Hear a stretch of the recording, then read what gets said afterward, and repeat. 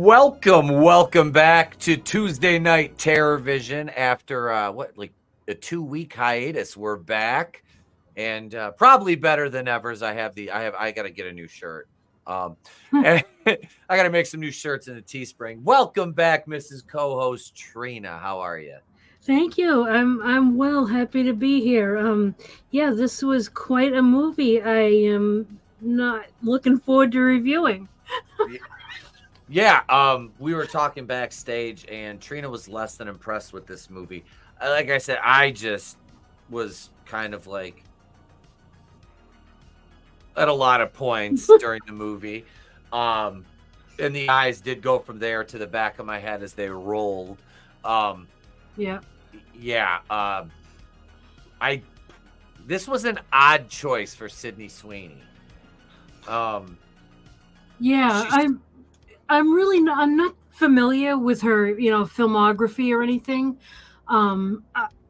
This was I didn't even know. Is she known for doing horror? She was in Madam Web. I'm gonna look up her IMDb. I'm not exactly sure what her IMDb is, other than I know everybody likes her because she's got nice knockers. That's basically literally what I know her for. Same. Okay, so she was in, let's see here, hang on. Euphoria, the TV show. That's apparently she was in Euphoria, The Handmaid's Tale. She was in 7 episodes of that. The White Lotus, Everything Sucks. Madam Web, Anyone But You, The Rolling Stones, Angry. That was a music video. Americana, Reality. She did some voices in Robot Chicken. Night Teeth. That sounds like a horror movie. Downfalls High, Nocturne. She was in a Halsey video, and she was in Once Upon a Time in Hollywood. Handmaid's Tale, Under Silver Lake. Along Came the Devil, Relentless. The Martial Arts Kid, to go back to 2015. She was in an episode of Grey's Anatomy in 2014. Criminal Minds, 1 episode. Heroes, 1 episode. And she was in Zombies of Mass Destruction in 2009. That was her first acting credit, as it were. Okay. So she's done some other horror type stuff. Mm-hmm. I mean, The Handmaid's Tale is a horror story in itself, because the lead actress always looks tired. Elizabeth Moss. Yeah. I was like, somebody let this girl take a fucking nap, please. I've thankfully never watched that show, but all the memes and stuff that I see about it and what it's compared to, I'm all set with it. Yeah, my wife watched it, and even she was like, I was like, women actually think this is how they're treated now. And she's like, really? I'm like, yeah. I'm like, Roe versus Wade's gone. She's like, so we can't, Minecraft children? And, I'm like, yeah. Oh, she's like, okay. Like this, she goes, she goes, I'm not beholden to you. I'm like, nope. That's what I love about her. It's like, she just she just laughs at feminists. It's funny. She's like, she's like, they're so fucking stupid. Like, what rights don't you have? Yeah, for real. It could be worse. You could be wearing a burqa and walking behind a man and not be allowed to speak or travel freely in public. But, yet here we are. But this movie, it's similar to that. They're beholden to the convent once they are there, as we see in the opening scene, which I didn't even do a title card video for this one. That's how I felt about it. I'm just like, I don't have the 5 minutes to make a title card intro for this one tonight. Yeah. This was another movie that I picked. It was a kind of a blind pick. I saw the trailer. I didn't know anything about it ahead of time, and I saw the trailer and I was like, oh, this looks good. I thought it was going to be one of those like religious horror, and I was like, oh, cool, this will be good. That was a mistake. I definitely should have looked into this further, but the beginning scene even was pretty misleading because I felt like the opening scene was good. I thought we were going to get a good movie, right? Yeah, that because I was like, oh shit, like she's trying to escape, like going through all this stuff to get out, and all of a sudden it's like you see them all in their like black robes, which those come into play later on in the movie as we see. But yeah, it was very a very good opening sequence, comparatively speaking, to the next hour and 27 minutes. Yep.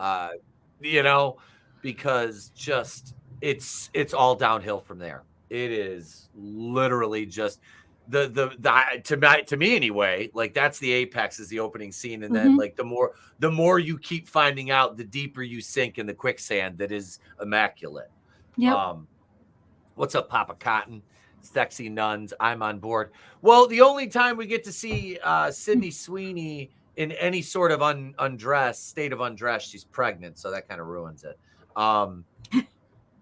Sorry, I'm not that kind. That to me, I just look, some guys like that's so hot. I'm like, hey, not to say the miracle of childbirth isn't a beautiful thing or there's not a beautiful aura, but I'm like, if I'm watching a movie and I see Sydney Sweeney and she's in a shower against her will, let's face it, I don't want to see her pregnant.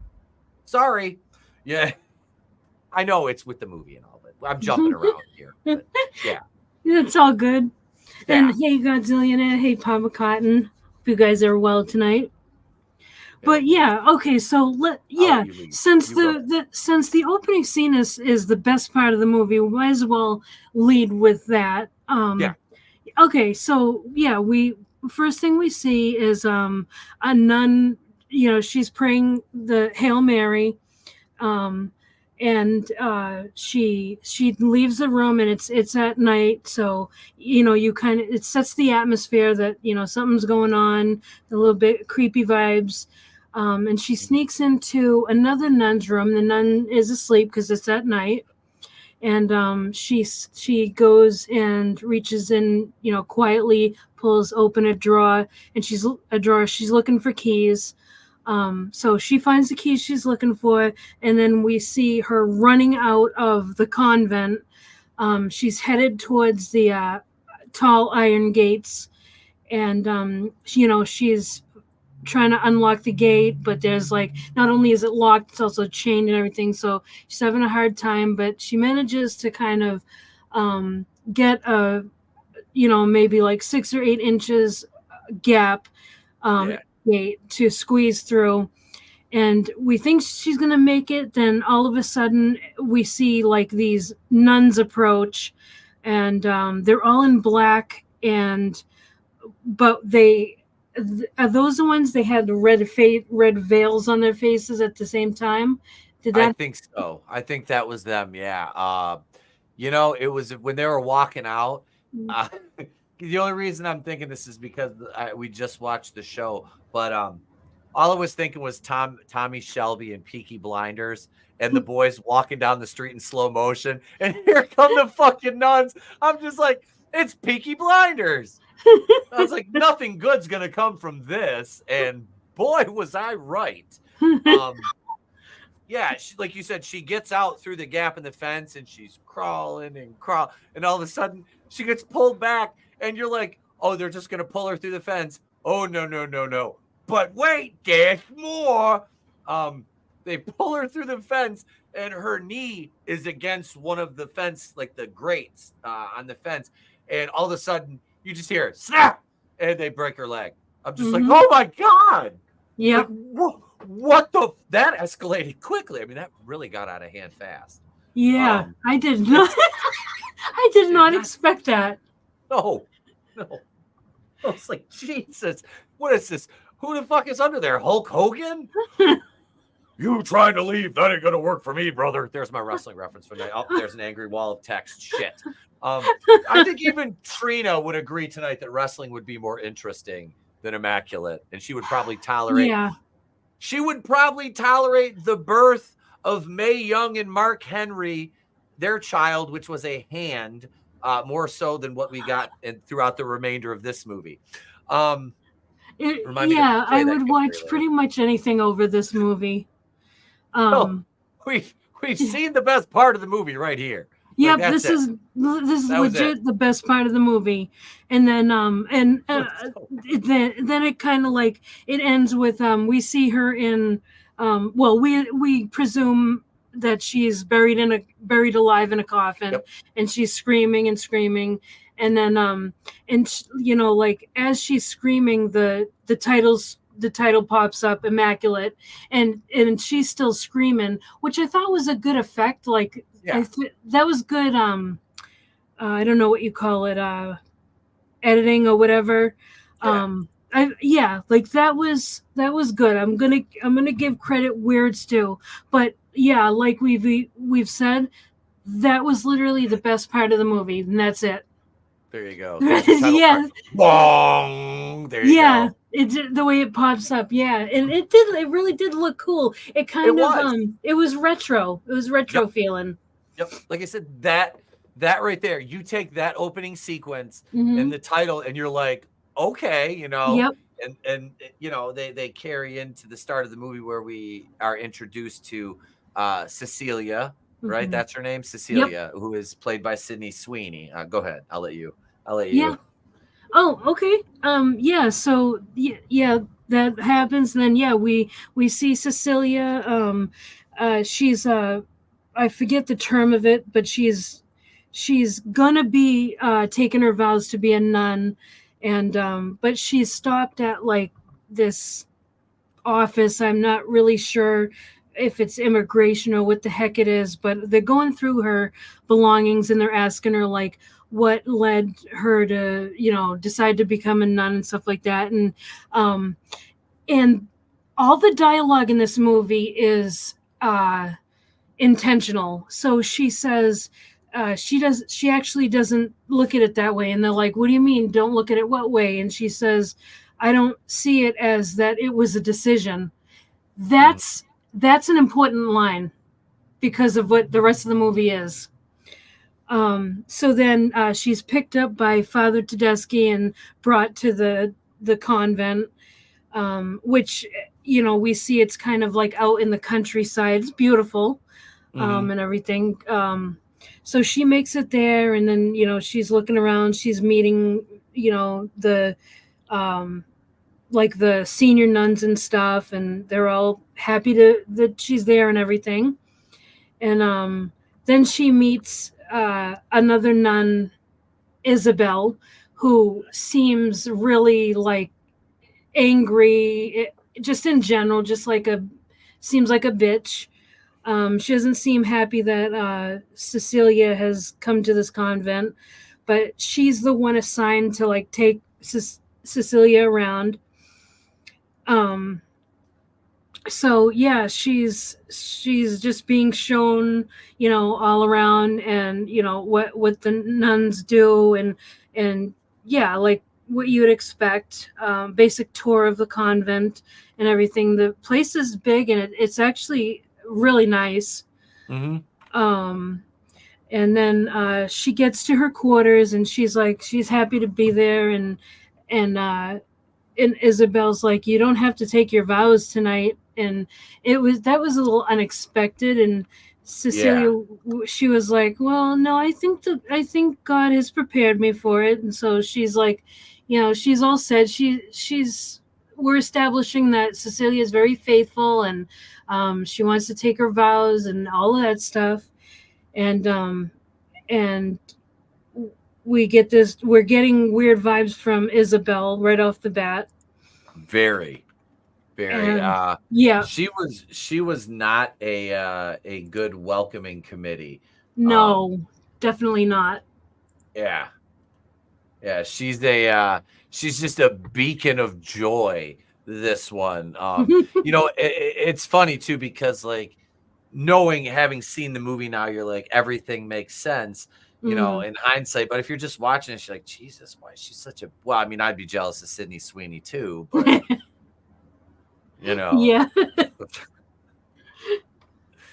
It's odd that so they established the weirdness, because all of this matters. Like I said, everything in this movie is very intentional, Yeah. all the dialogue, every scene, it's all intentional. It's all set up, which I guess is credit to the writing in the regard of not wasting any time with the story. But that's as far as I'm going to give it, because like I said, I'm not happy with this movie at all. But at any rate, so that's going on. And then we see Cecilia. She's putting on her habit to take her vows that night, and she makes it into the church, and it is kind of like a wedding. And they're even called like brides of the Lamb and everything. And so she says her vows, celibacy. I can't remember. There's 3 vows that she has to take. Celibacy, poverty, and chastity. Yeah. Okay. Yep. That's it. And she does that, and that's all set. And then they're like celebrating after. It's like a wedding reception after. And she and Father Tedeschi are talking, and he's kind of he's giving her his kind of life story. Like he's like, I didn't always want to be a priest. I started off as, my profession was science and biology. And again, everything that's said in this movie is on purpose. And she, talks about what brought her to the convent. To want to be a nun, I should say, was that when she was 12 years old, she fell on a river. It was a frozen over river, and she fell through the ice and was trapped under it. And she ended up like drowning for 7 minutes. And then she was brought back to life, and she said she knew that she knows God saved her for a purpose, and that all led to her deciding to be a nun, to devote her life to God because of that. Okay, so so the reception is still going on. She uses the restroom, but she kind of hears something as she's in there, and so she goes to investigate. And she walks into this area. I don't even know what that area was. But so anyway, in this area, there's a nun. Nuns do this. They lay down flat on the floor with their faces down, and they kind of make the shape of a cross with their body. And it's they're prostrating themselves for Christ.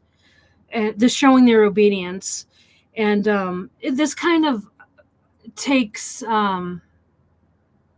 Cecilia, like it kind of she gets kind of weirded out by it. So she's like, "Are you okay?" And right there, I kind of thought that was weird, because I feel like you don't just all of a sudden decide to become a nun and then you take your vows and you're a nun. It takes like a decade to become a nun. So she would have known what that nun was doing. But anyway, it's a movie. So she's like, "Are you okay? What's going on?" And she leans down, and we see the nun turn her face towards Cecilia, and she has like this red veil over her face, so we don't even see who it is.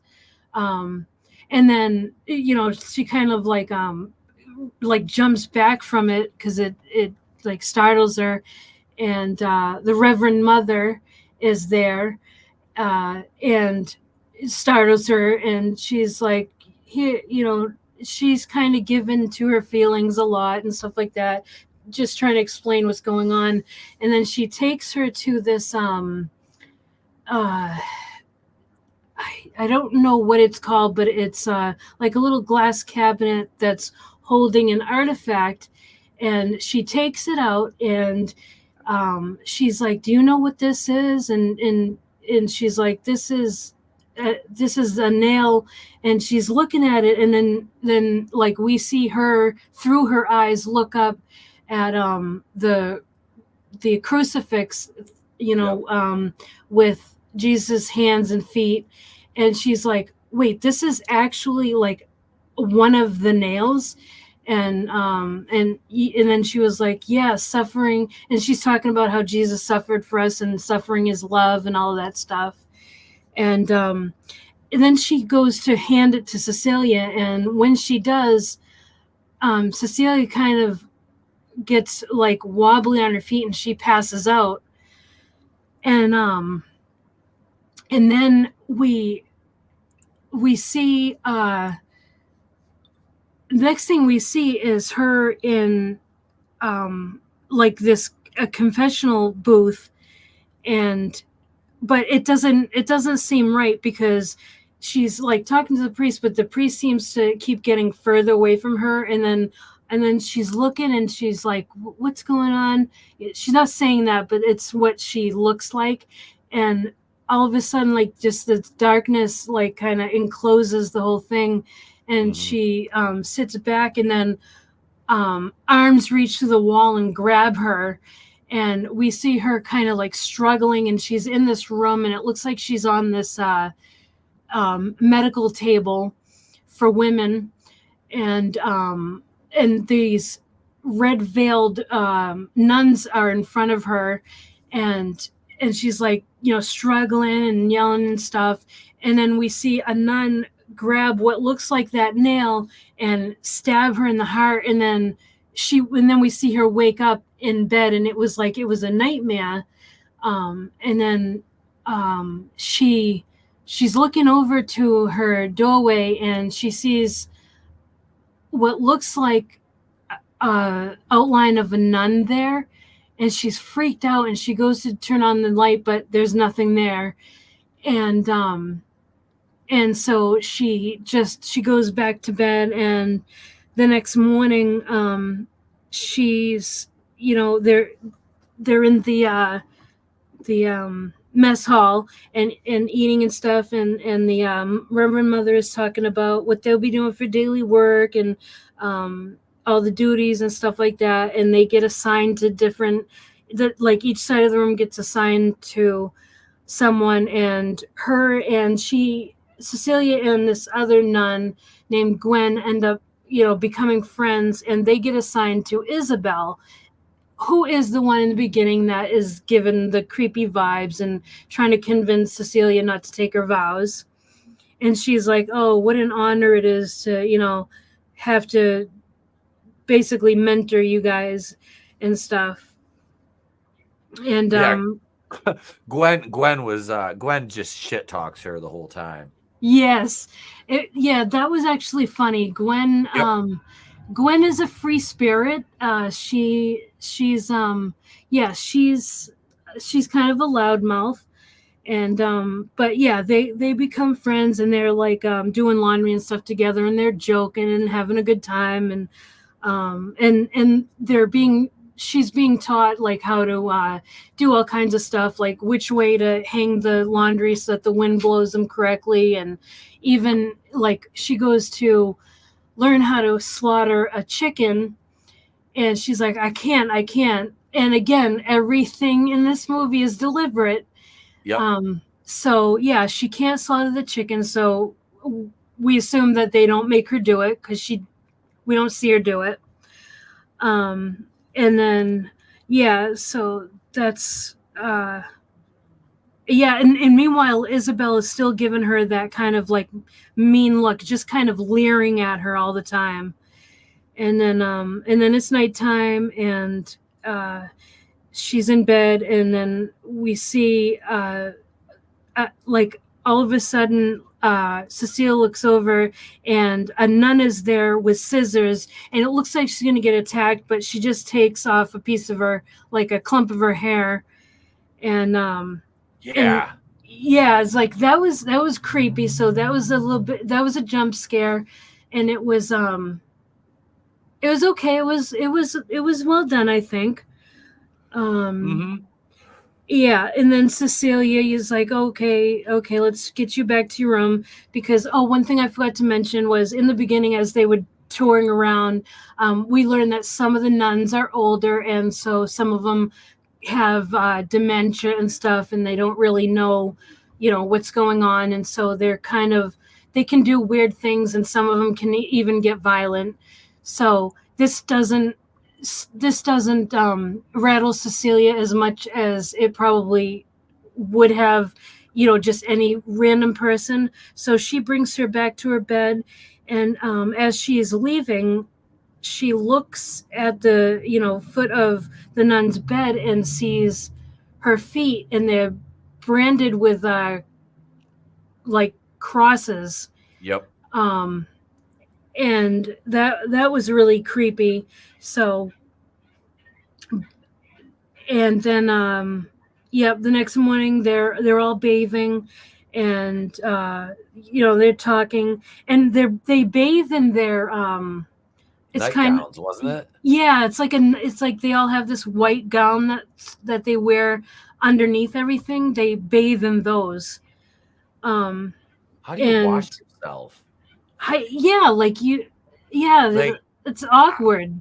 Without getting into like the semantics of the entire landscape there, I'm just like, even as a guy, I'm like, you can't really clean yourself. I'm gonna wash my clothes. Yeah, like, I mean, I guess you can reach under and wash, and then that's just it's weird. It's a lot of work. It is. It is. And it's not comfortable being submerged in water fully clothed either. Right. Not at all. I want to say, during Cecilia and Gwen's scenes, when they were kind of happy-go-lucky there, when they first got paired together, I want to remix that with that song, Let Me Tell You About My Best Friend, and make a short of that, I think, because that would be far more entertaining than anything moving forward here. Yes, you should do that, actually. That would be funny. It's just, God, yeah. And when the old nun cuts her hair, and it's like, why did she? Oh. Yeah. There's a purpose to everything, and that is one thing I do have to give props to. Like, everything in this movie is done with a purpose. We don't like the purpose, and we don't like the message and stuff in the movie, but as far as writing, it's solid, which kind of sucks, because isn't that the worst combination? Is woke stuff that's bad is easy to just write off, but when you've got something like this, which is written well, it's kind of more nefarious. It is, because they're trying to they're using that subterfuge, as it were, which that is more nefarious. You're absolutely, that's a good way to put it. It really is. Because it's done under the guise of X when everything is really Y. And you're like expecting this, it to go one way, and then when you see it unfold and you kind of put the pieces together, you're like, wow, these filmmakers were real shitbags. Yeah, absolutely. Yep. Okay, so they're bathing, and like they all bathe in like this this kind of pool thing, and Gwen is telling her how she decided to, how she ended up at the convent and stuff, and it's she just had a bad relationship, and they were it was abusive, and then she makes, and then Cecilia's like, wait, you don't even believe in God? And Gwen says, oh, of course I do. Only a man could screw all this up. Yep. So, there was that. And then, and then all of a sudden, Cecilia starts throwing up. Not in the bath, thank God. But she leans over and she starts throwing up. And so she gets checked out by doctors and stuff, and then we see her looking the next day. She's looking out the window, and a bird flies into the window. It breaks the glass, and the bird dies. And you keep thinking, because of all these things, that something supernatural is going to happen. Uh-huh. But yeah, but it hasn't yet. Nope, there's nothing. It was, yeah, I'm like, okay, so this is some kind of like sign of the devil or something. You Right. know, I'm like the imagery of it being at a convent, and you know, Mm-hmm. yeah, she's yeah, well now remember, chastity is one of the virtues that they Mm-hmm. have to abide by here. So, Yep. Yep. And yeah, so they she's like waiting, you know, and then they call her in and they seem kind of upset and they keep asking her like, are you sure you haven't been with a man before joining the convent? And they keep on asking her the same question in different ways. And she's like, they're like, you remember your vows, and they make her, you know, tell them the vows and everything. And she's like, what's going on? And she hadn't been with a man. She is in fact a virgin up to this point and everything. Well, they even mentioned that her hymen was intact when they yep, examined her. yep, So they knew for sure that she was a virgin, and they reveal that she's pregnant. And so this becomes, she's like, what the heck? You know, she's like absolutely dumbfounded by it. And they're like, oh my God, it's a miracle. Like they're on cloud nine about it. And now they start regarding her as like the new Virgin Mary. Like literally regarding her as the new Mary. They even dress her up as like the statues you see of Mary, how she's yeah. depicted. Yeah, they That even was. Hang on, I'll find a picture of it. yeah. No, go ahead. I'm sorry. I'll find a picture though Oh, of that's her okay. in the garb. Yeah, Because yeah, that was very like, I'm like, oh wow, they're really going full on with that, aren't they?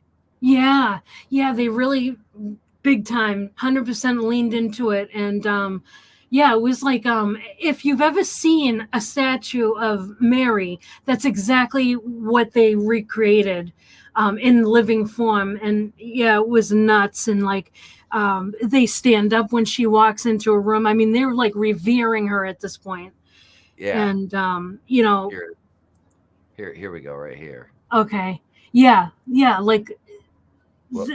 literally, like God damn it. even even you know how they have her in like those half tubs, Yes. you know, those sinks, like Yeah. that kind of looks like it right there, and with the clouds up top and everything, like yeah, Uh-huh. that's Yeah, it's very, very now at this point, you're still thinking, you know, maybe there's a reason behind this. They honestly believe that she is, but then you got to think back, okay, these nuns off this other sister at the beginning of the movie.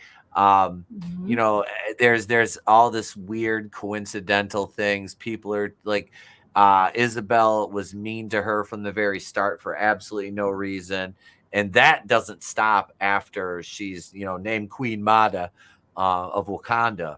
But no, this was, yeah, mockery, I believe is the term which we Mhm. are looking for. What they're doing here is they're mocking the belief of, you know, Mary, which is pretty much, yeah, that's what the filmmakers are doing, not in universe, but that's what they're doing, is they're just, this is mocking right now. Yep, 100%. That's exactly what it is. If you're Catholic and you're if you're a devout Catholic and you watch this, you will be absolutely offended. And Um, you know, that's the thing is, you know, I'm Catholic. I was raised Catholic. I yeah, work at a I was Catholic too. church. Yeah. My Yep. son goes to a Catholic school. I don't have much faith in the church as a Hmm. whole, as an organization at all. Same. Especially after all the altar boy stuff, you know, Yeah. in the 80s and before that, you know, dating back, Hmm. and the way they handled it. that really, I kind of, that's when I backed off. Like I said, I go to service now because my son wants me to go. I work at a Catholic school. I teach at a Catholic school, but not being a huge devout Catholic, but growing this hit, like you described, it did to me. I was like, I wasn't full on like, I mean, I was like a little like, man, that's kind of fucking low. Like, do we do this with any other religion? Are we allowed to? Exactly. Are we allowed to do Exactly. this? Like I think I said before we came on the air, let's do this with Islam. Right. Let's show Muhammad in a movie. Yep. Let's show the Prophet Muhammad on screen in a movie and watch, Palestinian alarm clocks strike midnight all over the place at once. My YouTube probably didn't like that. I don't fucking care. It's a joke. Fuck off. But no, I mean, seriously, they couldn't though. The only other religion I think they could mock like this, definitely not Judaism, is probably Mormons. Yeah, I could see them doing that with Mormons. Even Hinduism, I could see them mocking. Yeah, but they wouldn't dare go after their sacred cow of no sacred cow. They wouldn't go after their sacred cow of Islam because that wouldn't be very tolerant of them, would it? No, it's anything Christianity is absolutely on the table. Anything you want to do, there's no, you can't push the envelope far enough. Yep. Yeah. So yeah, like I said, like you mentioned, we were talking backstage, and I am not myself. I'm not Catholic anymore. I'm just I guess we would call me Protestant. I'm just a Christian, and even just watching this, I was like, this is offensive, and that's not something I even say. No, so, I don't think I've ever heard you say that word in that context before. If you're not quoting somebody, I don't think in the what, a couple of years I've known you now, I don't think I've ever heard you say you were offended by anything. No, I don't get nothing. I really like is enough to take personal. You know what I mean? Yeah.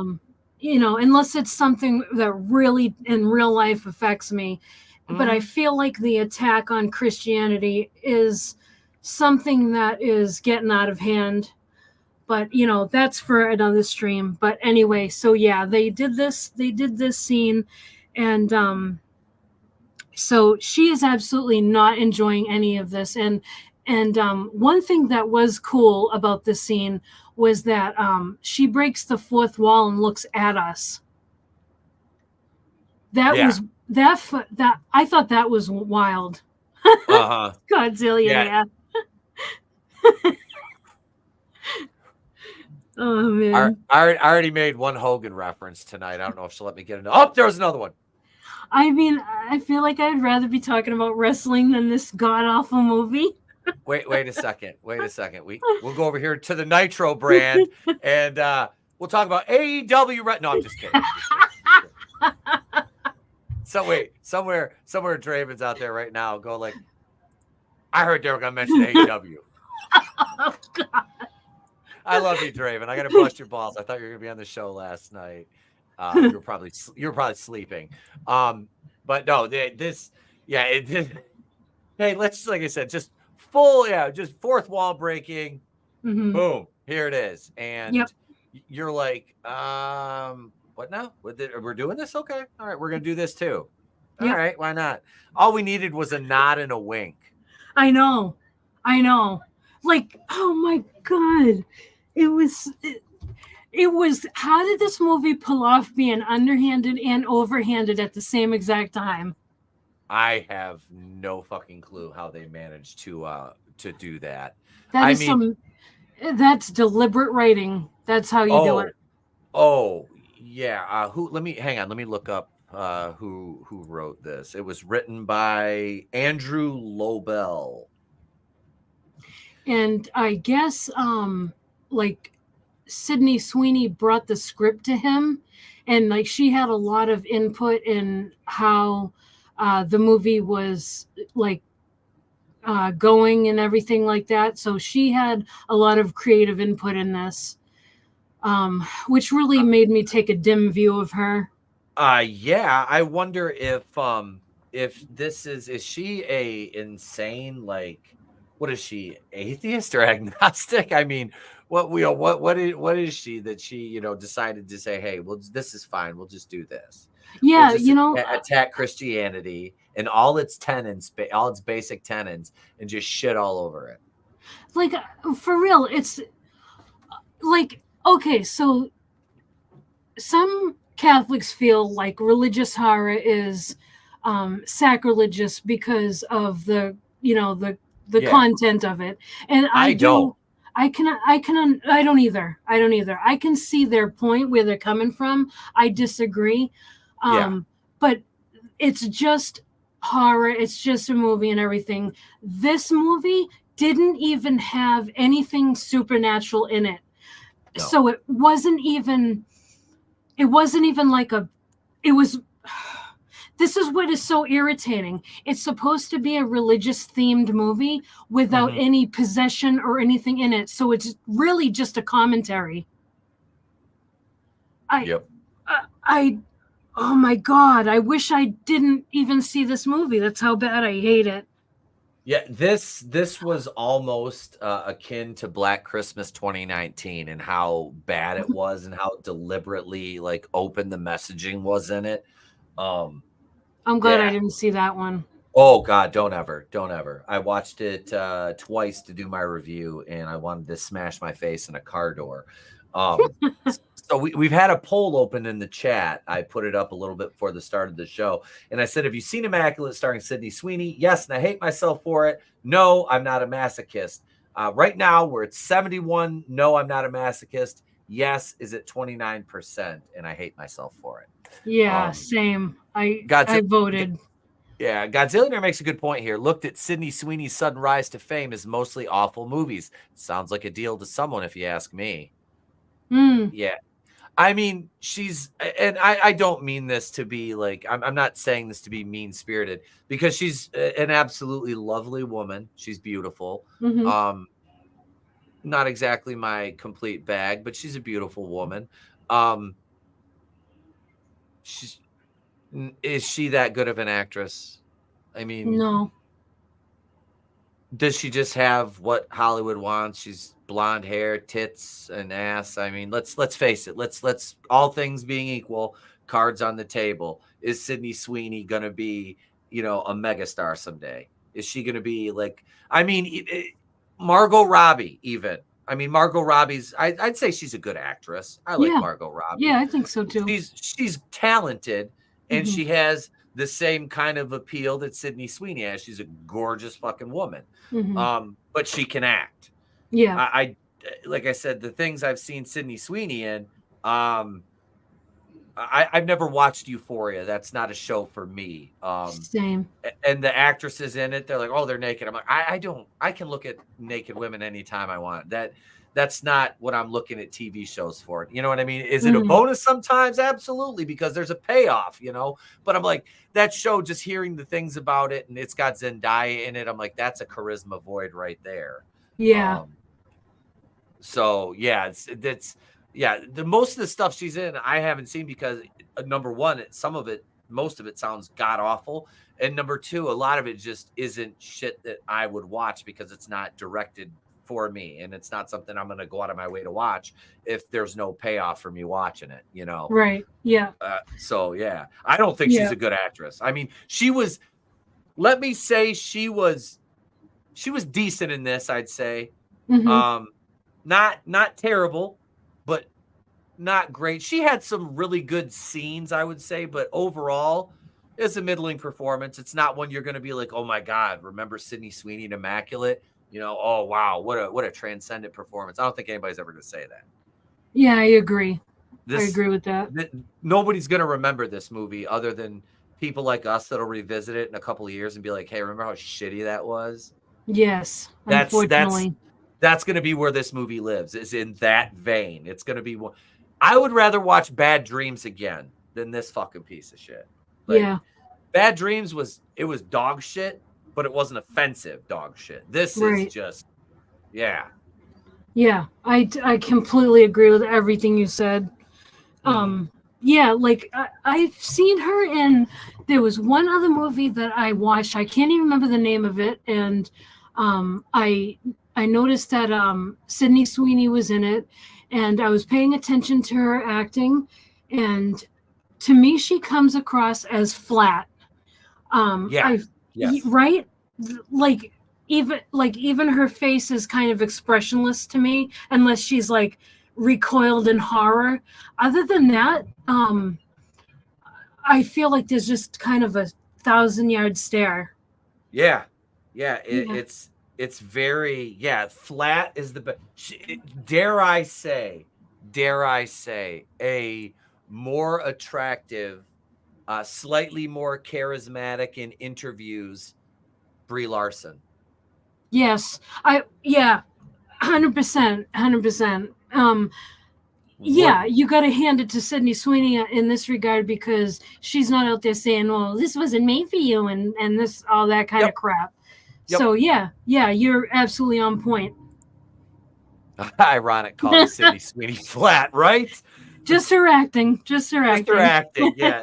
The rest is very, Very very rounded. hourglass, very well rounded. Yeah. Very well put together. But yeah, her acting, it's just meh. She's Yeah. there. She's like, I'm hot. I'm here. That's basically, that's her shtick. I think is kind of what it one of those. Yeah. Yeah, absolutely. And the fact that she has big boobs helped with this movie because it helped add a look of authenticity to the pregnancy. Yeah. So there's that. She did have the pregnant look good. Usually usually you can tell how fake that is, but yeah, where she's where she's well endowed up there, it looked pretty good. Yeah. So yeah, there's that. I mean, yeah, see, these things that we're praising are not, oh man, are not anything that's going to make a person want to see this movie. That's No. the thing that sucks. No, and it's like the story, once you can't even really get invested in it once you see everything else and you notice what's going on, with the subtext to the entire story. It's like you read into that and you're like, yeah, like I said, I pretty much was just watching this going, yeah, until the kill scenes, and then it was like, oh, okay, that was I think that was her peak of her acting, was the kill scenes. When she actually got to, like, we got to see some full-on emotion from her. That was her best sequences, was that right there. But where do we leave off? We were with the nuns with the red veils, I think, and did we just get past that before we kind of went off in that sidebar?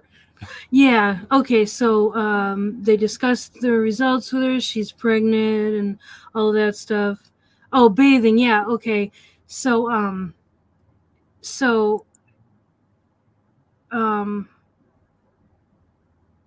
okay. So now we see her. She's getting sick from the pregnancy. She's vomiting, and she actually vomits one of her teeth right out of her mouth. Yeah. Yeah, like that was gross. And so we're kind of setting the tone where this pregnancy is doing a number on her, because babies are a parasite to the mother. And then she goes down to breakfast and everybody stands for her and everything like that, and then they say, like, you don't have any job, your only job is that baby and stuff, and this annoys Gwen, and Cecilia doesn't really like it either. She's not happy about it, and so yeah, she's really got nothing to do. And so then next we see her bathing again. This time she's alone and she's floating in the tub, and her belly's getting big because now she's in the second trimester.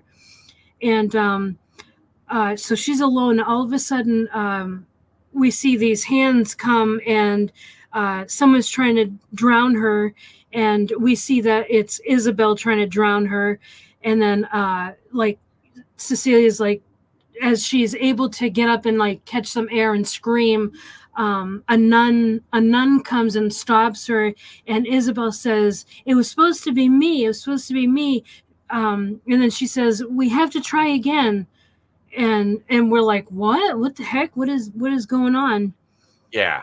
And then Cecilia is getting an ultrasound for the baby. And they say, the baby is looking fine. It's healthy and all that. And Cecilia goes, "But I'm not okay." And then they're discussing Father Tedeschi and the doctor are discussing things, and she asked why Isabel said what she said. Like, why did she say it was supposed to be me? And then she's like, I want to go to a hospital and stuff like that. And Father Tedeschi says that, don't worry, I'll make sure that, it never happens again. She's given to her mental illness and stuff and all that. And then she denied, like, Father Tedeschi denies, not outright, but kind of persuades her, like, "Oh, you don't need to go to a hospital. Like, you're very safe here." And the doctor is like, "Yeah, like, I deliver babies down at the hospital, whatever hospital he says he works at and stuff." And so that ends, and then she's walking the grounds, and she looks up and sees those red veiled nuns up at the top, because the convent is like a few 2 or 3 stories or something like that. It's like 3 stories. Okay, yeah, 3 stories. Yeah, I think it's 3 stories. Yeah, it's pretty tall. And so she sees a few of the red veiled nuns up there, and she's like, what the heck? And so she's walking past. All of a sudden, we see a nun take a flying leap down off of the... Yeah, go ahead. Yeet! No yeet! Yeet! No yeet! Yep. She yeeted herself right off the building, and it was Isabel. And okay, so those good practical effects. When they turn her body over, like, that was nuts. The flying nun, exactly, Godzilla. Yep. Isabel, from the moment Cecilia got there and Isabel found out that she was the chosen one, mm-hmm. Isabel just, she went Hollywood. She was like, doesn't work for me, brother. Yep. Throws herself out the fucking window. Yeah, her face looked higher than 3 stories, but man, she smacked that pavement. It was like, wow. And they showed that in the trailer. I remember seeing that scene in the trailer. Yeah. But yeah, her face, the effects on that were fucking fantastic. That looked absolutely kick ass with that reveal. I was like, this is one thing that we can actually say, all right, there's at least good effects in this sack of shit. There's at least good effects. We've got that. Yep, absolutely. Yeah. Yeah. So that looked awesome. So then we see a coffin being carried away, and the nuns are carrying it off. So they're, that's Isabel. So now Isabel's gone, and then all the nuns are walking. They're going to do something, and like, they're walking up these stairs, and Gwen and Cecilia are walking together, and Gwen says, you have to stand up for yourself, and Cecilia's kind of like, no, I'm fine. You know what I mean? Like, I don't know, kind of not really paying much mind to what Gwen is saying.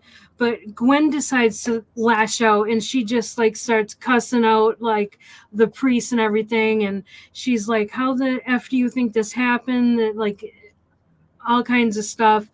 And then Father Tedeschi goes to kind of like grab her by the arm and she goes, don't touch me. I know when a man is lying to me. So and at that moment, Trina was like, that doesn't work for me, brother. yeah, it was like, oh wow, we're really laying it on thick. oh yeah, that would.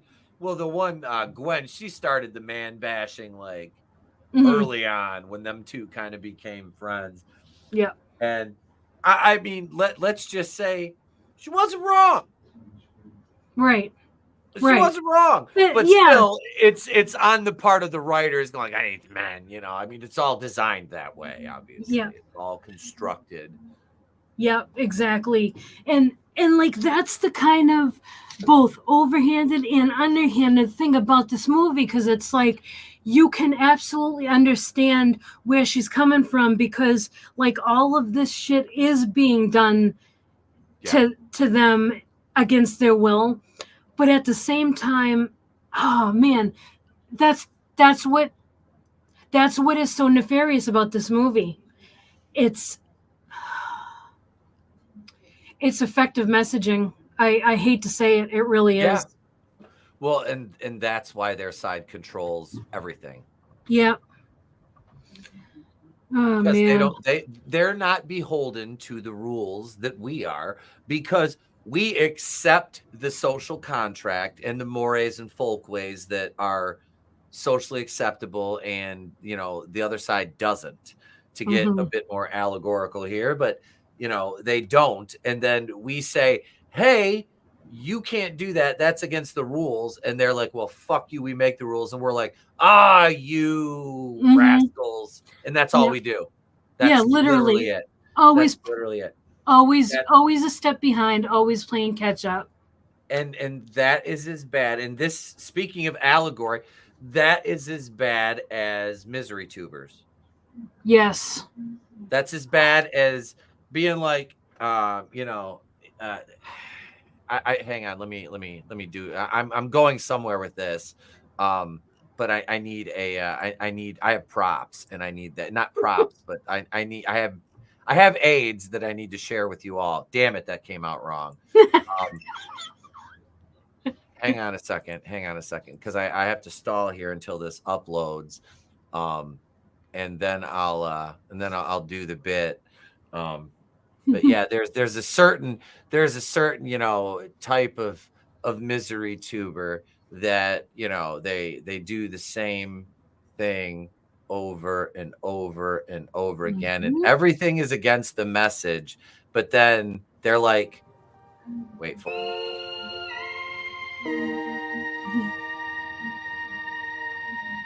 hi, welcome, and today I'll be bitching for the 800th day in a row about Disney. You know, oh man, and everybody's like, yes, you get them, and there's 1 million subscribers, and it's like, what did you actually fix? I know. Oh no, man, we could have a whole episode just on that. What did you actually fix? What did you add to the culture? Now, I know YouTubers that make things and add to the culture, and you know, bring things to the table. But you know, that's not as cool as making the same video for 6 years in a row, and then you know, grifting from, you know, I'm just saying. Yep. I probably just lost some subscribers there, but that's okay. That's okay. You're absolutely right. We'll fucking weed them out. That's fine. That's fine. I enjoyed being over 1,730. Thank you. Oh, look, we're at 7. We're at 2 now. Damn it. No, I'm just kidding. Guys. You know I love you guys, but I just don't like. This guy, I have a fucking hair in my nose, and I promise I wasn't just doing cocaine like I was in the set of Samurai Cop, but This another reason this fucking thing's gonna try. I have mustache hairs that I don't even realize are that long. They stick up on my nose, and I'm like, I think I'm going crazy. I'm like, oh, that's a mustache hair. My husband does the same thing. Yeah, I'm like, that's why this is all getting fucking. I'm going to the barber shop and we're getting this fixed tomorrow. This is more interesting than the fucking movie. That's why we where keep we're praying. That's why we keep praying. That's where we're at. Yeah. I mean, yeah. But no, I just, God, why? So this is to go back to the movie. That's what we're saying. That's the correlation I so long-windedly drew was that, these people that make these movies know what they're doing and they do it with impunity because nobody will stop them. You know, there are, people like Angel Studios and the one Tony's always talking about, Studio Ghibli, that do make quality stuff that's not, garbage tier. Hey, we'll just shit all over, half of the country's religion. Yep. But that's where we're at. And that's why we get movies like this. Yeah, absolutely. It took me 5 minutes to get there, but I got there. It's all good. Okay, so back to this shitty movie. All right, so we're reviewing this, so you don't have to. Don't ever forget that. Yeah. All right, so then it's bedtime again. And so a picture is hanging. So in her room, there's a picture hanging, and it's kind of on two chains. One of the chains breaks, and it makes the picture kind of lean, and it reveals some writing on the wall. It's in Italian, and but she is actually learning Italian, so she knows what passage is it. It's a passage from the Bible, and so she looks it up. And now I can't remember what passage it was, but it's something about like the devil disguising himself, like like they can look like an angel, but they're really a devil in disguise, so something to that effect. And so she ends up going to sneak into Gwen's room, but Gwen isn't there. So she is still sneaking around, and she goes into like the priest's office or something like that, and she opens this drawer and finds a file that they have on her, and come to find out they've been actually keeping track of her life. So it seems like they've kind of been waiting for her, like this was like always in the works. This plan was always going to happen somehow with her.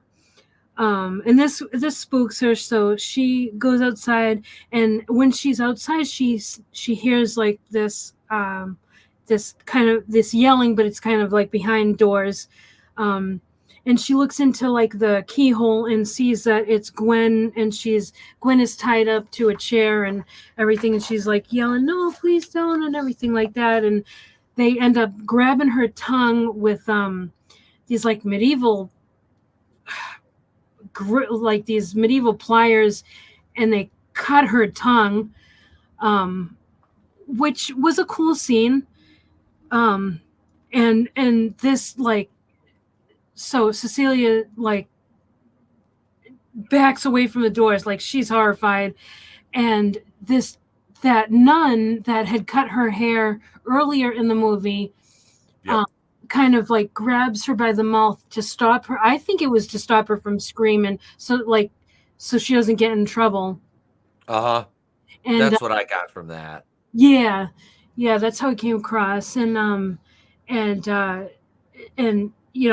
Cecilia realizes that it's her, she's like, you have to help me. We've got to get out of here. And that nun hands her like this kind of homemade doll.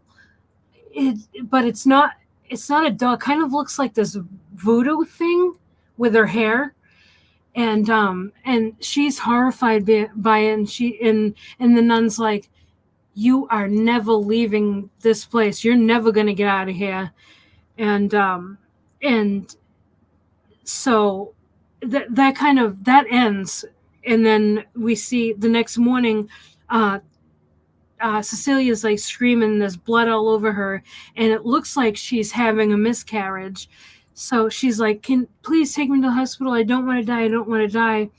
And as they're driving to the hospital, she's like yelling in the car, like, out in pain and stuff. And this nun comes to she's like praying over the sheets, and she kind of like puts the sheets up to her face, and she's like, it was just disgusting. And it was fucking gross. I'm like, just the implication. I'm sorry to cut you off, but I'm like, just the implication that the fucking blood that came out of her, you're gonna put that on your face? Like, what the fuck? Yeah, like that was so gruesome. That was so gross. These aren't the cannibals of Papua New Guinea. Exactly. And to top it all off, then this nun looks over to her side on the floor, and she's kneeling at the side of the bed, and there's a feather there, and she's like, what the heck? So she looks underneath, and there's a bag underneath the bed. Now, when I first saw, so I'm not going to say anything. So she opens up the it's in a pillowcase, not a bag, I'm sorry. Yeah. And a chicken, like, there's a dead chicken. And now, was the head severed? Yes, it was. The head was severed. Yes. That plays into earlier when she was like, I can't, when it was time for her to slaughter the chicken. So it turns out that she found her balls, and she was able to slaughter a chicken to be able to fake miscarriage. And so it cuts to her in the backseat of the car, and Father Tedeschi's in the passenger seat, and then someone was driving. I can't remember who it was driving, but he's like, okay. And then he's looking back at her like, I know what you did. So he's like, stop the car. And then they stop, and she screams and she runs out the car. And I like how they did this scene, because as she's running, it just looks like she's running across the countryside all by herself. And then all of a sudden you see Father Tedeschi and the driver grab her. Yep. And it was shot kind of like long distance. Mm-hmm. And that was like I liked that. That was good cinematography, because even the music that they used was kind of it was definitely retro. Mm-hmm. Kind of like what you would expect to see in like a 70s religious horror movie. And so I did appreciate that. I thought that was good cinematography and everything. And so they end up bringing her back to the convent, and they're forcing her to clean up, and she's like, God will never forgive you. And the nun slaps her, and Cecilia's trying to like hide her breasts and everything. She feels exposed, and the nun is like, oh, now you care about it, but you didn't care when you had a chicken shoved up your whatever. And I was like, oh my God, that was wild. And they end up cleaning her off, and she's in this wheelchair. They have her strapped down, though. And Father Tedeschi shows her to the lab. It finally decides to reveal what's going on. And this is where we find out that that they've been running experiments to try to a way to resurrect Jesus by using the blood and tissue and bone that they found embedded on the nail that was used on him on the cross. And you see a ton of like deformed babies in jars. It was wild. And she says, is this what's inside me? And he goes, no, these were all failures. What's inside you is our success. And she's horrified, and oh man, this reveal was actually nuts. And it was done well, I thought. Mm-hmm. And she she's just like, no. And so Father Tedeschi says, like he's been working all this time to resurrect Christ and everything. And he says, this was my purpose in life. And then he puts his hand on her belly and said, and this is yours. And she says, no. And so you can see her rejecting this child, this pregnancy and everything. Yep. And they decide to brand her feet with a cross. So now we know how that other nun got the cross scars on her feet. Yep. And you knew they were going to come back to that because they made a point to show that. And when he reveals the lab, literally now that hearing it again, all I'm thinking in my head is, welcome to Jurassic Park. He's wheeling into the lab. Jeff Goldblum, she's like, how am I pregnant with fibers from how many years ago on the cross of Jesus? And Jeff Goldblum's like, life finds a way. Yes. Oh my God, that is so true. I didn't see it. It's all Jurassic Park. Yes, it is.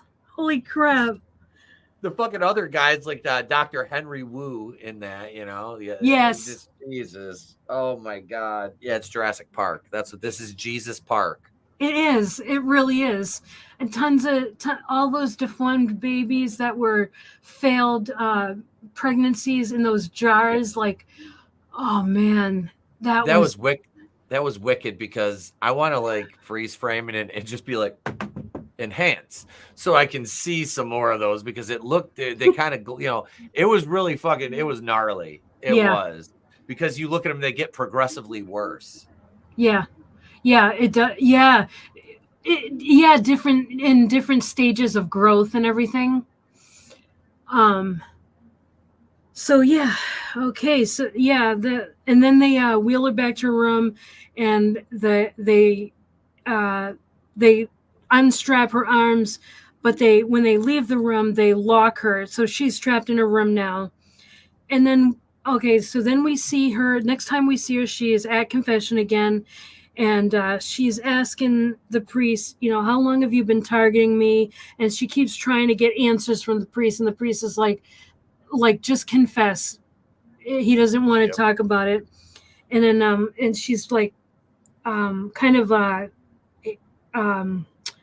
how do you say it? Kind of like handing, like doing the rosary beads through her hands, kind of like fidgeting with them.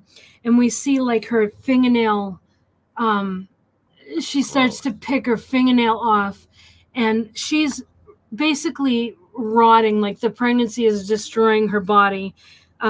Message. Yeah. So he decides to basically answer, and she says, this isn't God's plan. And he says, if this isn't the will of God, why doesn't God stop us? And she kind of gets this gleam in her eye, and like, oh, okay, now she's working on a plan. Yep. So then hello, Ariel. Hey, Ariel. Oh no, it's time. No, this movie is not worth watching. We do not recommend this movie. Not at all.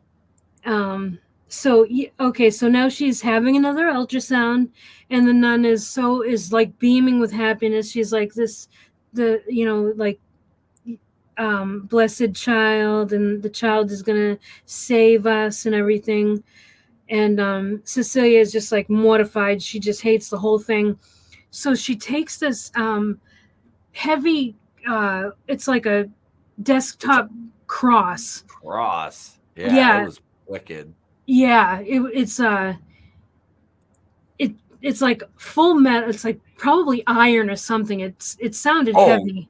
Yeah, that thing had some fucking weight to it. Yeah, it definitely did, because she uses it to beat the nun's face in, and like she went full revenge mode. She didn't just like do it to get out of there. She was like, you are not going to have a face left when I'm done. Yeah, so No. that No, Yeah. there was no face to be had after that. She literally beat she took her face off. No more drugs for that man.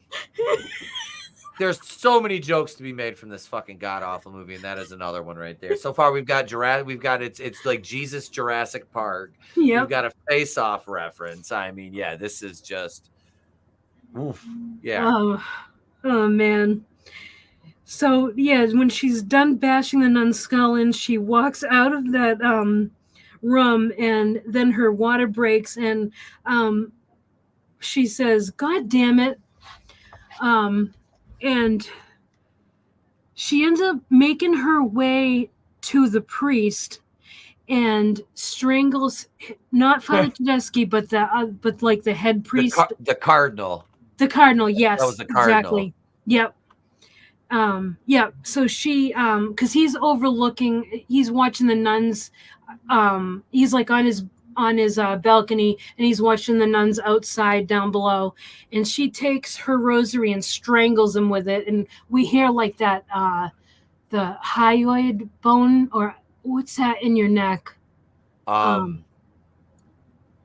think it's hyoid. Whatever that bone is, I can't remember the name of it, but we hear that break. So he's gone, and then she heads to she makes her way to that room where the nail is, and she takes that out of the glass cabinet thingy, and she goes to the lab and starts spreading liquid ethanol all over the place, to light it on fire. But Father Tedeschi walks up and finds her and says, this isn't going to solve anything. We'll just find another and do this all again. And so why don't you just, have the baby and deliver us our savior? It's not Adam's apple. It's like a little bone. Yeah. I know what you're talking about. I don't know the name of it. Yeah. So she ends up fighting him. She's like, no, she fights him. She gets out and she locks the door behind her, but she's got a lighter, and she is just about to get free, but he grabs through the bars of the lab, and grabs her by the hair and holds her, and she's trying to get away, but he's holding her by the hair. She gets the lighter and drops it and lights the ethanol on fire, and he's burning in the lab, and she's kind of sitting outside this little hallway place outside the lab door, and she thinks okay, finally it's over, he's gone. All of a sudden we had which is the fire extinguisher. Yeah. So he's alive, and he busts through the door, and so she runs off, and she's making her way through the catacombs, and as she's going through, she's going through the catacombs, and she ends up hiding in a spot, and when she puts her, she will shut her flashlight off to hide because it's dark, obviously, and then put it on to move to another spot. Well, she flicks it back on, and she sees Isabel looks like a zombie in one of the catacomb dugouts.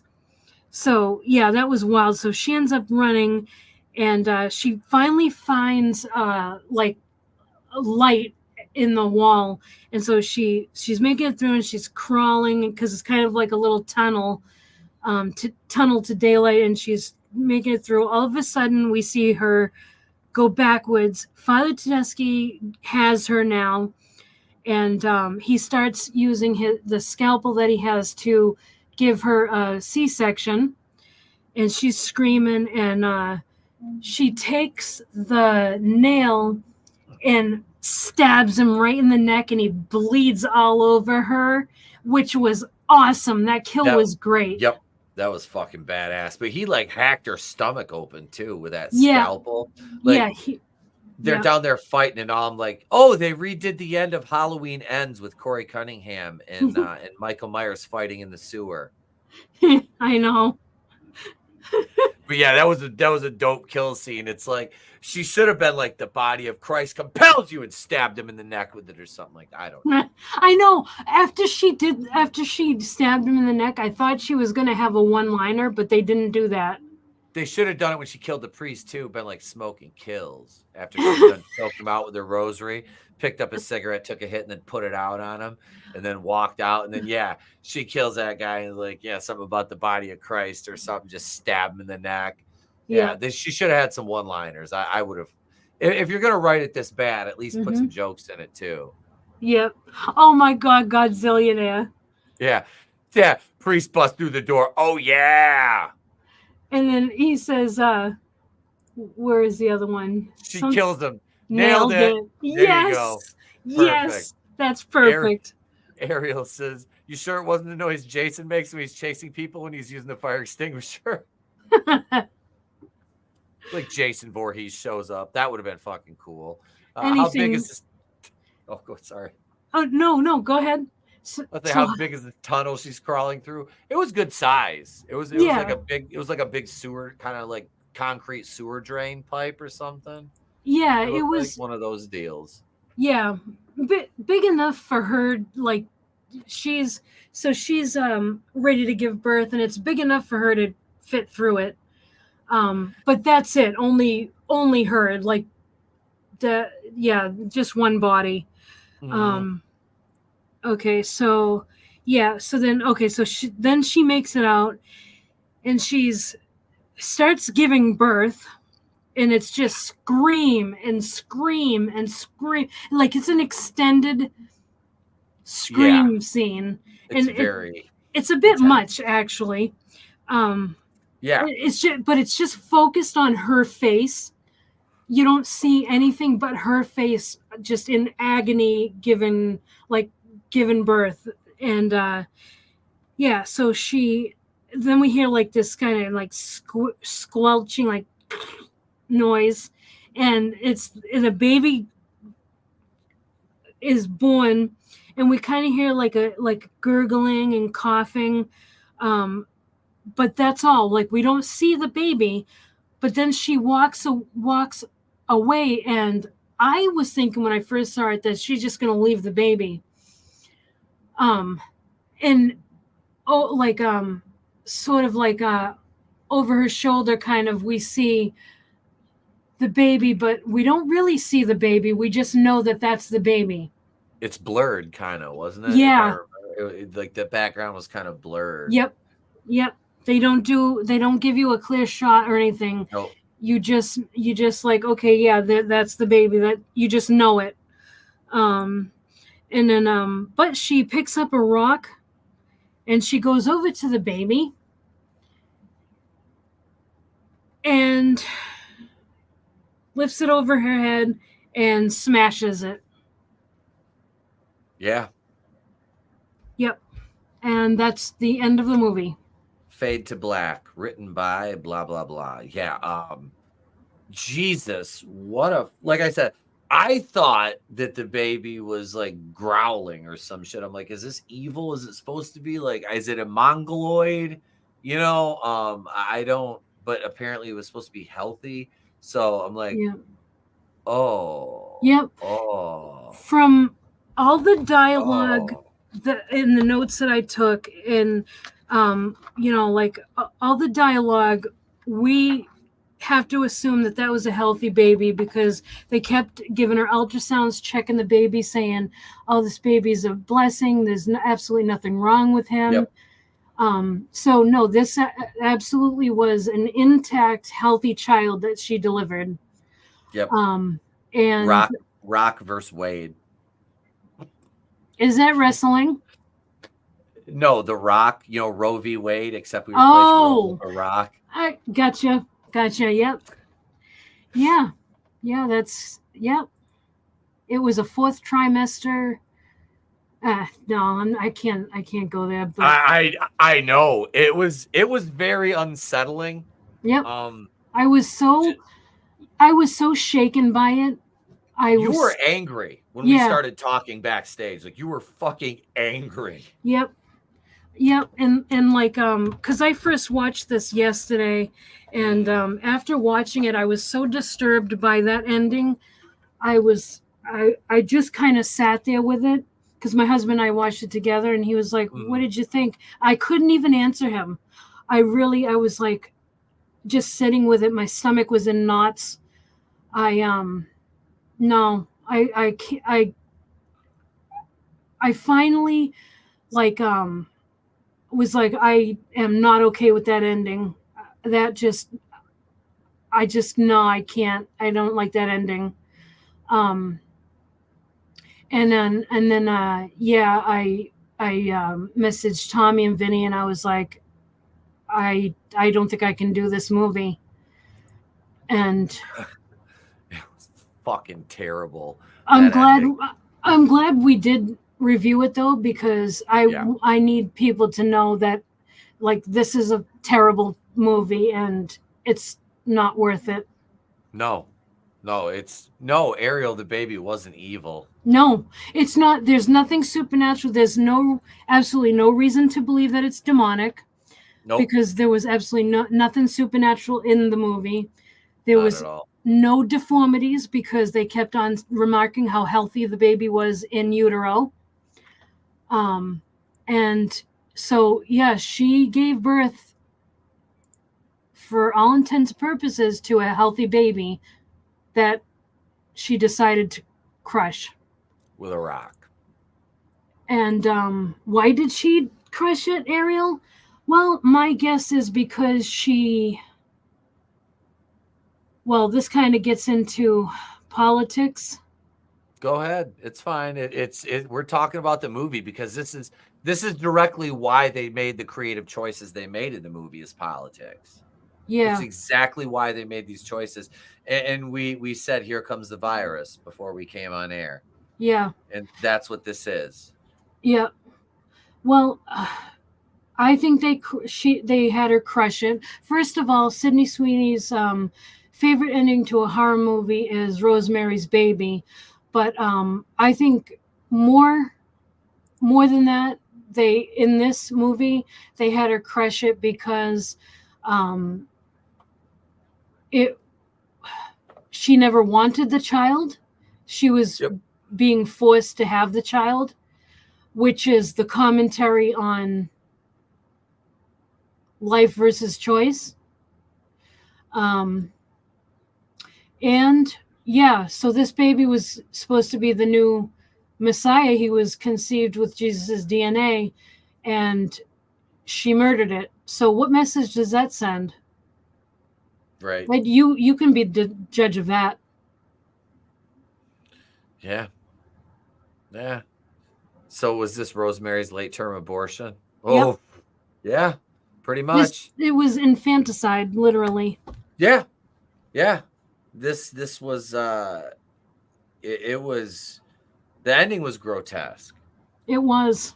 And you didn't even see it. How bad is that when it's so horrific it's so horrific that you sit with it after and you're like not okay with it and you didn't even see any gore. And that's why they made the choice with the cutting the tongue off. We didn't really see that whole thing. We saw it implied that that's what was happening with the dagger, with her killing the Mother Superior with the cross, literally stabbing her in the eye, beating her face in with it. They showed that in detail.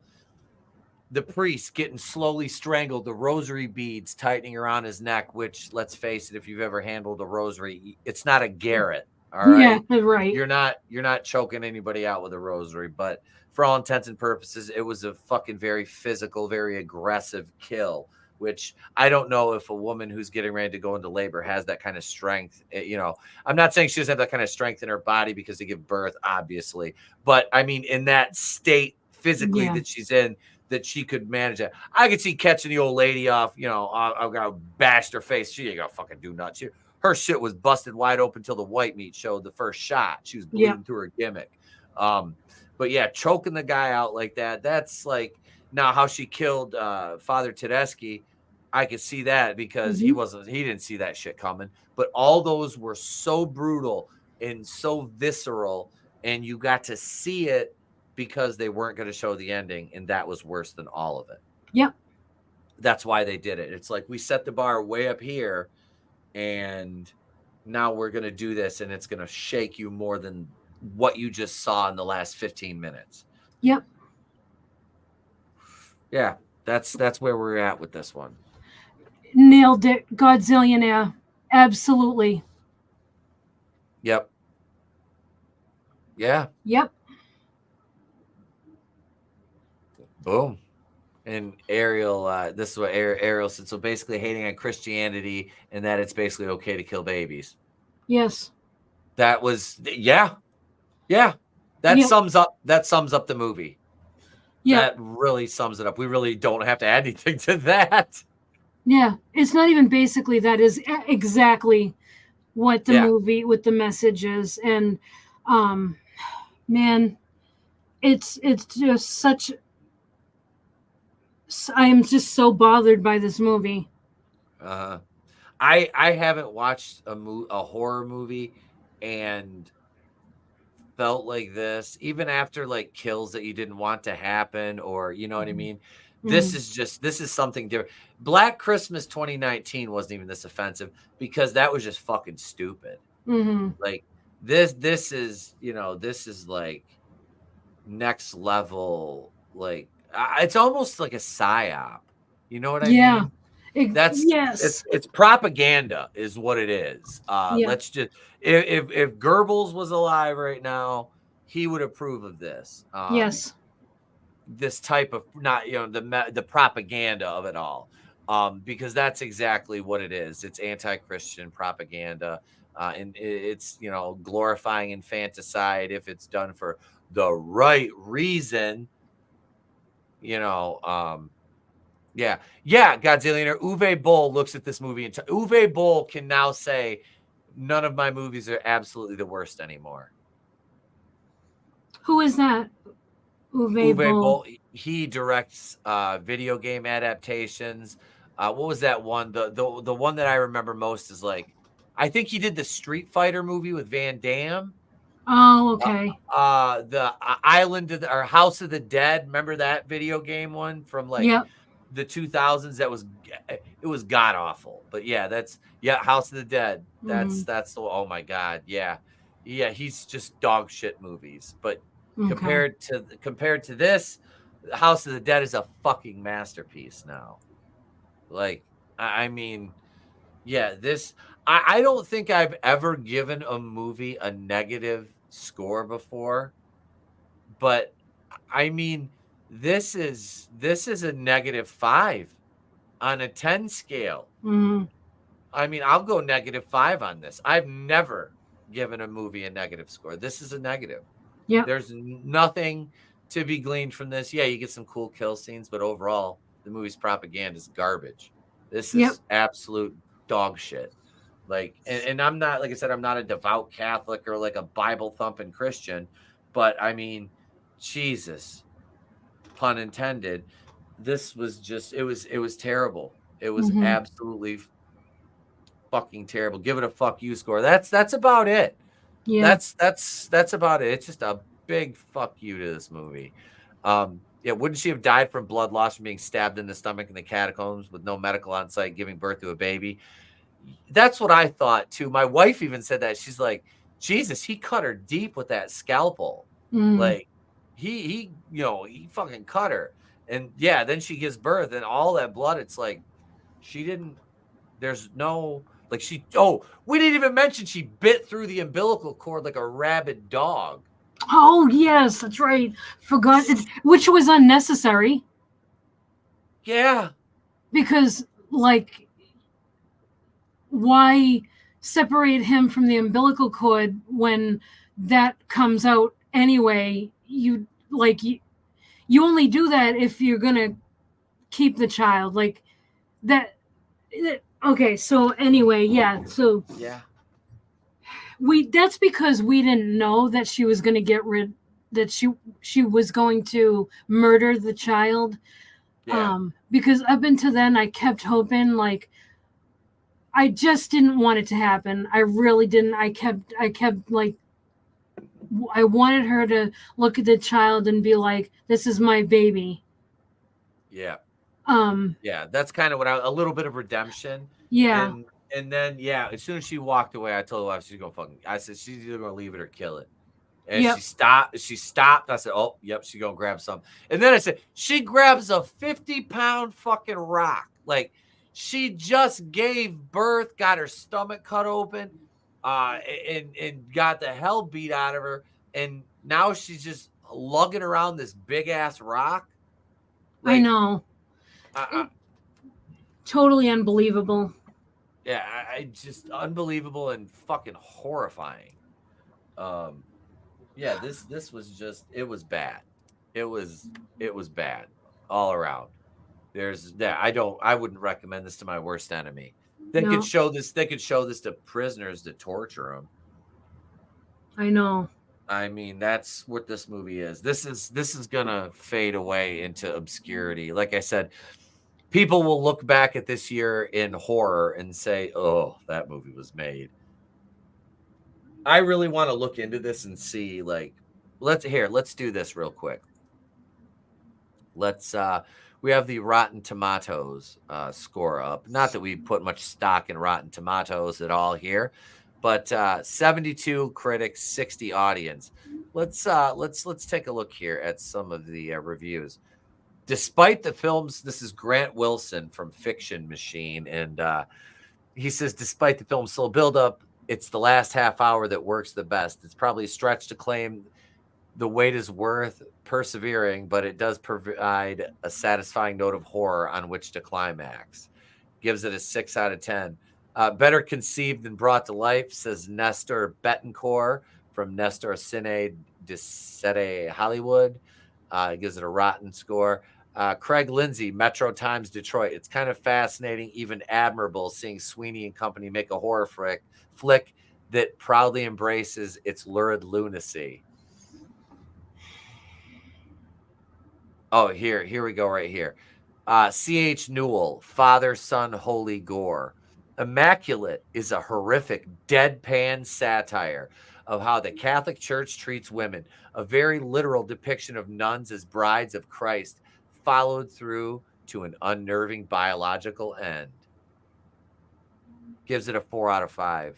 Oh, right, yeah, because all of my years in the Catholic Church, I had never been forcibly impregnated with Jesus's DNA. Like, that's a stupid fucking review. A literal depiction of nuns, like how the Catholic Church treats women. No, I'm sorry. No, that's a stupid review. Yeah. Ariel makes several good points here. So this hero is basically going to hell because she murdered an innocent. So then the movie also states that there are no rules for it. Yeah. Speaking of Jesus, you ever seen the Netflix series called Messiah? I have seen it. I thought it was actually pretty good. I haven't. Yeah, I have. I haven't. It was interesting. This got a 60% by audience. Rob Gonsalves. This film isn't terrible, but the first hour or so gets a bit dreary and frustrating. Sweeney has talent and energy, and it's a bummer to see that squandered on Cicilia's suffering. The new one, this new film starring Sydney Sweeney, is a real surprise that draws on one of the fundamental pieces of horror, Rosemary's Baby. Immaculate is a concise and direct film that does not innovate its narrative, but creates a dark atmosphere to address necessary topics within these times. Jesus Christ. Yep. So, like we said, it's about the messaging. Yeah. Yep. This Pablo Schultz says newcomer Andrew Lobel's script offers nothing more than dramatic shock effects and forgettable dialogue. 2 out of 4. 2 out of 4 is too generous for this shit for this shit. Sebastian Zavala Khan, Me Gusta El Cine. It's not that bad. It's not that it's that bad. It's that it's completely average and unscary, especially for those audience members who have experience within the genre. 3 out of 5. Ugh. This is great. It's clear that Sweeney was born. With Sweeney, a star was born.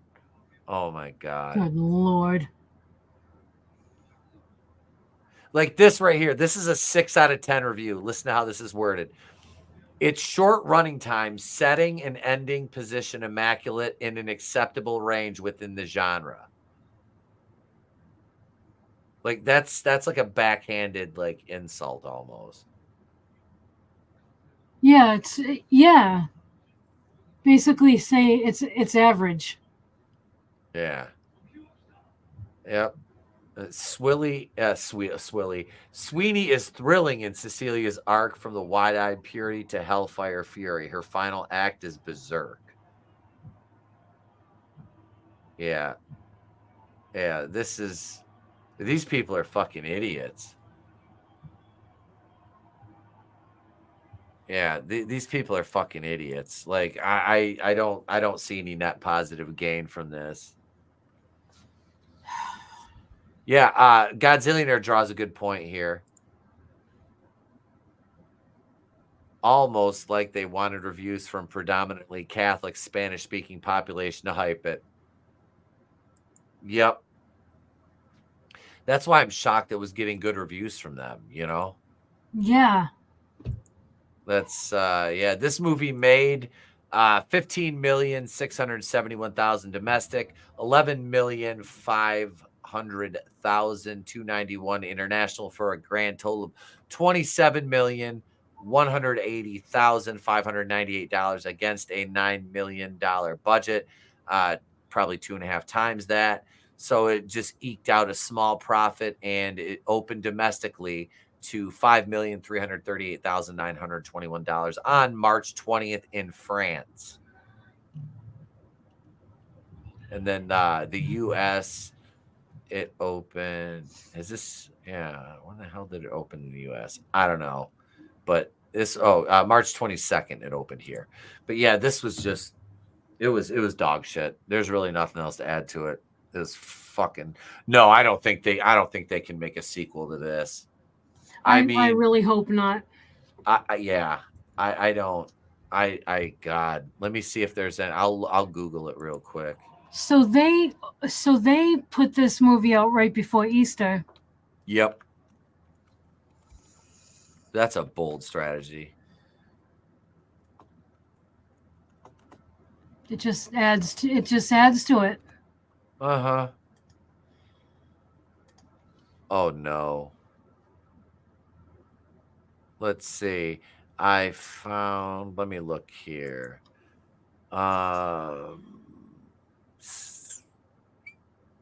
Future of Immaculate franchise. This is from IMDb on April 8th. No post-credit scene. God, I hope they don't try to do another movie on this. I really don't. Is there a sequel in the works? Jesus, please no. Like there's no reason to make it. I mean, really, there's nothing to do. There's nothing to do for, you know what I mean? Yeah. Because the premise of the movie was that they were extracting the DNA from the nail. Mm-hmm. That DNA would be corrupted at this point because she used it to stab Tedeschi in the neck. Baby, I mean, I'm sure they can write around that, where they either are able to recover the nail and still, I don't know, it's a stretch. I don't really see, unless they find a new artifact. Yeah. They find Jesus's robe. Godzillionaire says, I could see them making a sequel where the baby comes back to life 3 days later and she has to kill it again. Oh my God.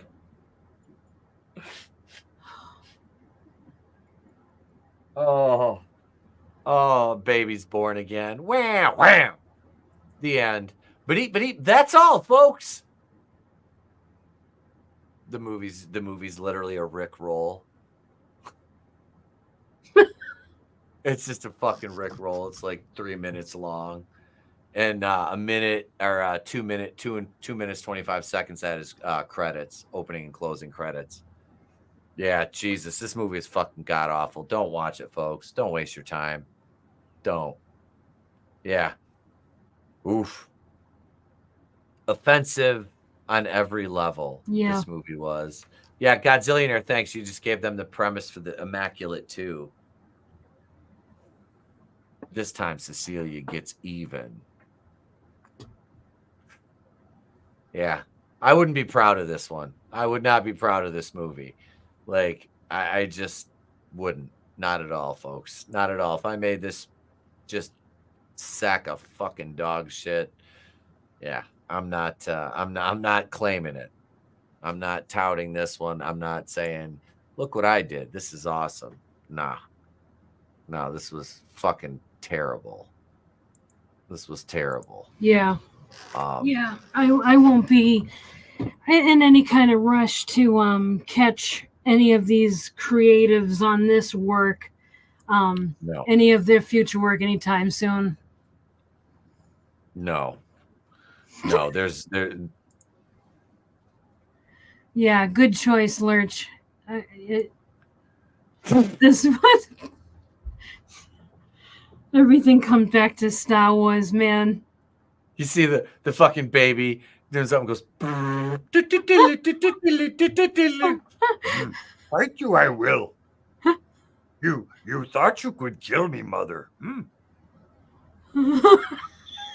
Die, I will not. Avenge myself, I will. Well, I mean, they brought Palpatine back, right? Somehow Palpatine returned.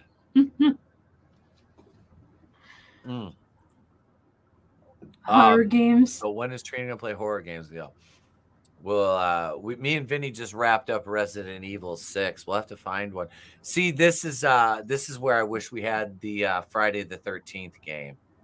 And we could, because they're shutting all the servers down on that. And thank you, Godzillionaire channel member, for 26 months. Thank you, sir. And also send us our favorite prop here, Ron Gashman. Even Ron Gashman didn't like it. There was no. You go over here. Go over there, Ron. Sit down. Settle on, buddy. Yeah. Oh my God, I can see them actually stealing the battle, Duel of the Fates song. Yeah. She's fighting the fucking the resurrected Antichrist Christ child, and yeah, Duel of the Fates is playing in the background. Kora Rama, Kora Rama, Rama. Just fucking yeah. Where's my kazoo? I don't know. That's how interesting Immaculate was. Yeah. Oh, this movie it did give us some good jokes tonight. I mean, we got Jurassic Park out of it, which is fantastic. I mean, like I said, there was little nuggets of gold to be found in this pile of shit. Actually, those were just kernels of corn that were filled up with other shit. But yeah, this was Lethal Company and content warning. Cheap horror computer games. All right, I'll write that. Let me write those down. We'll check those out. Now I want a fight scene between a fucking bloody fetus and Cecilia set to Duel of the Fates. Somebody animate that. It'll be better than the fucking movie. It will.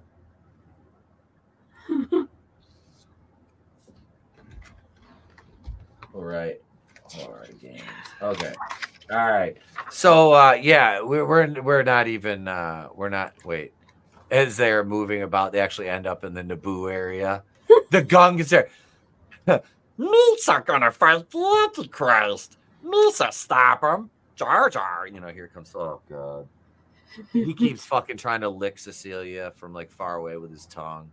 So what the fuck are you doing? I don't know. She says to him, the ability to speak does not make you intelligent. Godzillionaire, stop it. Immaculate 2, 3 days later. Oh god. He keeps giving them ideas. Yep. Yeah, this is what's gonna happen now. That's gonna be the title of it. Oh shit. But all right. Do you have anything else on that one? No, I've said enough about it. Oh my god. Yeah, we'll come up with another one for next week. And yeah, we'll thank you everybody for watching tonight. If you wanted to hear us suffer, you got that tonight. Oh my god, in spades. Thanks Godzillionaire and Papa and Gap After Dark and Keely Chow. It's a Godzillionaire, Ariel, J-Man. Thank you guys. Lion Ratton was here. Thank you everybody for hanging out tonight. All the channel members. Thank you. Tommy just popped in. Hail, brother. Yeah, I'll be back Thursday at probably about 1 for 1:30 for Tales from the Crypt. Yeah, a wild guinea pig appears. Darn it. I don't have the music, but there we go. But yeah, we'll be back for Tales from the Crypt Thursday, and a few other streams probably this week during the day. We got more people watching now. That's it. We're trying to. I'm trying to end the stream and the entire chat. Doesn't work for me, brother. They want to hear Trina talk wrestling.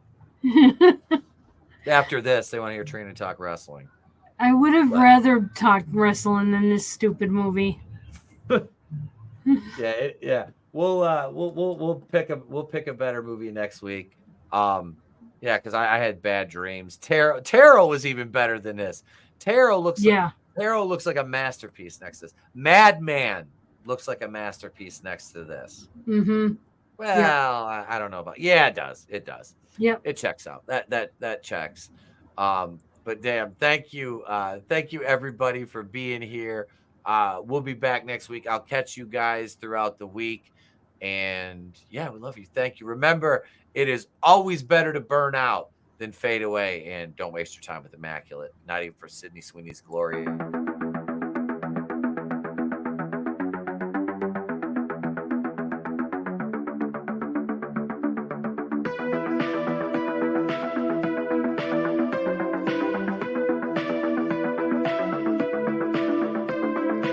Bye.